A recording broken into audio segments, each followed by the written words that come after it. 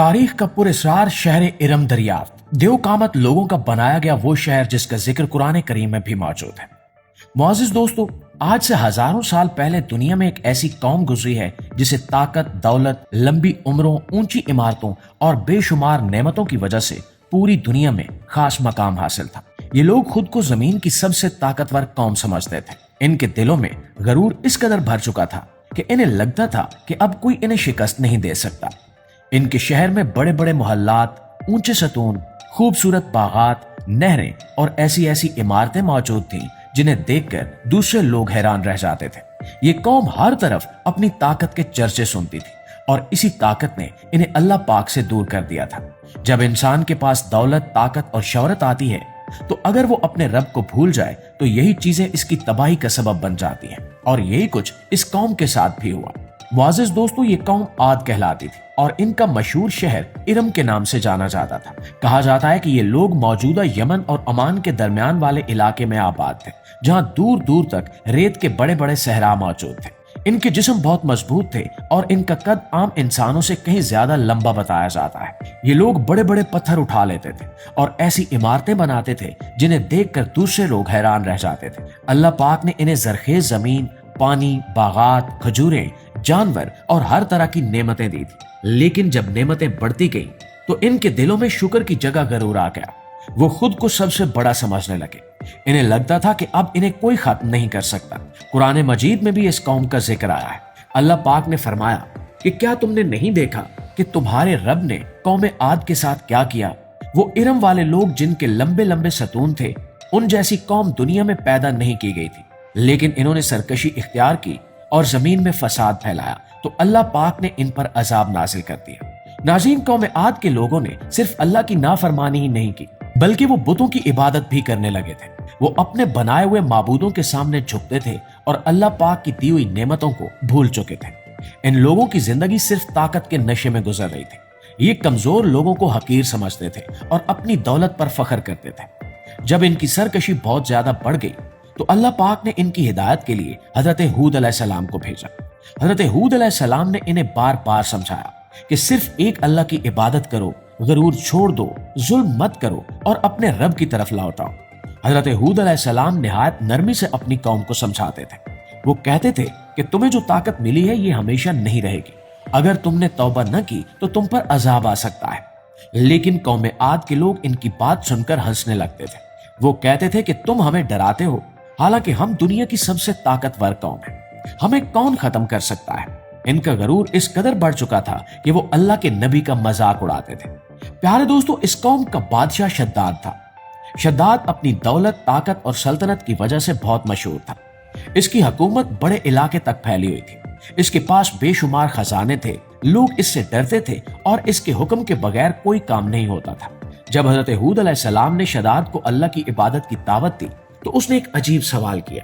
اس نے کہا کہ اگر میں تمہاری بات مان لوں اور ایک اللہ کی عبادت کروں تو مجھے کیا ملے گا؟ حضرت ہود علیہ السلام نے فرمایا کہ اللہ پاک تمہیں جنت عطا فرمائے گا۔ وہاں ایسی نعمتیں ہوں گی جن کا تم تصور بھی نہیں کر سکتے۔ وہاں نہریں ہوں گی، خوبصورت باغات ہوں گے، سونا چاندی ہوگا اور ہمیشہ کی راحت ہوگی۔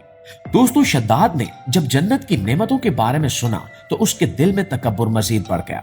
وہ ہنسنے لگا اور کہنے لگا کہ ایسی جنت تو میں خود بھی بنا سکتا ہوں۔ اور یہی وہ لمحہ تھا جب اس کے غرور نے اسے مکمل طور پر اندھا کر دیا۔ اس نے فیصلہ کیا کہ وہ دنیا میں ایک ایسی جنت بنائے گا جسے دیکھ کر لوگ حیران رہ جائیں۔ اس نے اپنے کاریگروں، معماروں اور مزدوروں کو جمع کیا اور انہیں حکم دیا کہ ایک عظیم شہر تعمیر کیا جائے۔ ناظرین گرامی، شداد نے اپنی مصنوعی جنت کی تعمیر کے لیے بے شمار خزانے خرچ کیے۔ اس شہر میں سونے اور چاندی سے بنی چیزیں رکھی گئیں، محلوں کی دیواروں میں قیمتی پتھر لگائے گئے، بڑے بڑے ستون بنائے گئے جنہیں دیکھ کر انسان حیران رہ جائے، باغات لگائے گئے، نہریں بنائی گئیں اور ہر طرف خوبصورتی پھیلا دی گئی۔ شداد چاہتا تھا کہ اس کی بنائی ہوئی جنت دنیا کی سب سے خوبصورت جگہ ہو۔ اس نے اعلان کیا کہ جب تک یہ جنت مکمل نہ ہو جائے وہ اس میں داخل نہیں ہوگا۔ سال گزرتے گئے اور ہزاروں لوگ اس جنت کی تعمیر میں جٹے رہے۔ ہر روز نئی نئی چیزیں بنائی جاتی، سونے کی اینٹیں استعمال ہوتی، چاندی کے دروازے لگائے جاتے اور قیمتی جواہرات سے دیواریں سجائی جاتی۔ शद्दाद को यकीन था कि वो दुनिया में ऐसी जगह बना लेगा जो जन्नत से कम नहीं होगी। इस दौरान हजरत हूद अलैहिस्सलाम बार बार उसे समझाते रहे कि दुनिया की ताकत हमेशा नहीं रहती, अल्लाह पाक से माफी मांगो, लेकिन शद्दाद ने कभी इनकी बात कबूल नहीं की। नाज़रीन, आखिरकार 12 साल बाद वो मसनूई जन्नत मुकम्मल हो गई। जब शद्दाद को खबर मिली कि इसका ख्वाब पूरा हो चुका है तो वो बहुत खुश हुआ। उसने अपनी फौज तैयार की और बड़े फख्र के साथ अपनी जन्नत देखने के लिए रवाना हुआ। इसके साथ इसके सिपाही, दरबारी और खादिम भी थे। हर तरफ खुशी का एक माहौल था। शद्दाद को लग रहा था कि अब वो दुनिया का सबसे कामयाब तरीन इंसान बन चुका है। लेकिन इंसान चाहे कितनी भी बड़ी मंसूबा बंदी कर ले, अल्लाह की मर्जी के बगैर कुछ नहीं होता। दोस्तों, रिवायात के मुताबिक जब शद्दाद अपनी जन्नत के दरवाजे तक पहुंचा तो उसने वहां एक शख्स को खड़ा देखा। शद्दाद ने हैरान होकर पूछा कि तुम कौन हो? जवाब मिला कि मैं मलकुल मौत हूं। शद्दाद के चेहरे का रंग बदल गया। उसे अंदाजा हो गया कि इसकी जिंदगी खत्म होने वाली है। शद्दाद घबरा गया। वो रोने लगा और कहने लगा कि मुझे सिर्फ एक बार अपनी जन्नत देख लेने दो। मैंने इसके लिए इतने साल मेहनत की है, मुझे सिर्फ एक बार अंदर जाने दो। लेकिन मलकुल मौत ने कहा कि अल्लाह पाक का हुक्म है कि तुम जैसे गरूर करने वाले इंसान को इस जन्नत में दाखिल नहीं होने दिया जाए। और फिर उसी जगह शद्दाद की रूह कब्ज कर ली गई। वो अपनी ही बनाई हुई जन्नत को एक नजर भी न देख सका। प्यारे दोस्तों, ये वाकया इंसानों के लिए बहुत बड़ा सबक है। दुनिया की दौलत, ताकत, शोहरत और बड़े बड़े मोहल्लात किसी इंसान को हमेशा के लिए कामयाब नहीं बना सकते।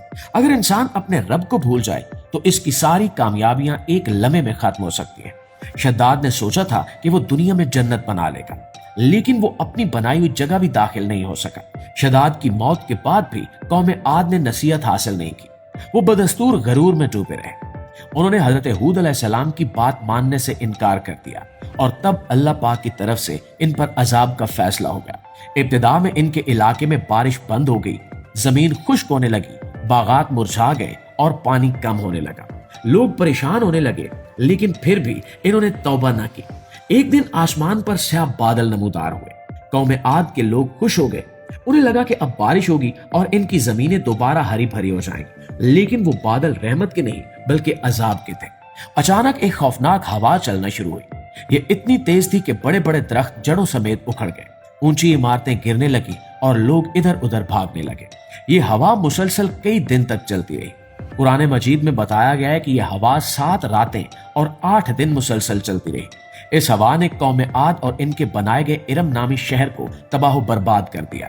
इनके मजबूत जिस्म, बड़े मोहल्लात और ऊंची इमारतें सब मट्टी में मिल गए। लोग हवा में उड़ते थे और फिर जमीन पर इस तरह गिरते थे जैसे खजूर के सूखे तने हों।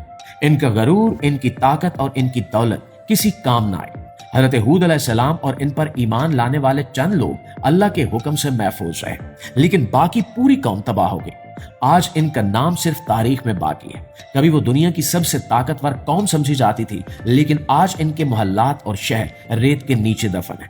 और हाल ही में ओमान के सहरा से ऐसा शहर दरियाफ्त हुआ है जिसकी बाकियात कौम आद से मिलती जुलती हैं, और यहाँ आने वाले अजाब की निशानियां आज भी बाकी हैं और इन्हें देखकर लोग इबरत हासिल करते हैं। दोस्तों, ये कहानी सिर्फ एक पुरानी कौम की दास्तान नहीं है, बल्कि हर इंसान के लिए एक सबक है। आज भी इंसान जब तरक्की करता है तो अक्सर अपने रब को भूल जाता है। लोग दौलत, ताकत, शोहरत और टेक्नोलॉजी पर फख्र करते हैं।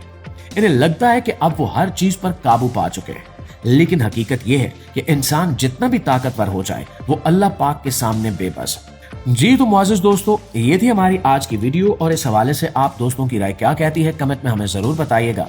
वीडियो अच्छी लगी है, मालूमात में इजाफे का बायस बनी है, तो हमारी इस कोशिश को एक लाइक और एक शेयर जरूर दीजिएगा। इंशाल्लाह आपकी खिदमत में हाजिर होते हैं एक नई वीडियो के साथ। तब तक अपना ढेर सारा ख्याल रखिए। अल्लाह निगहबान।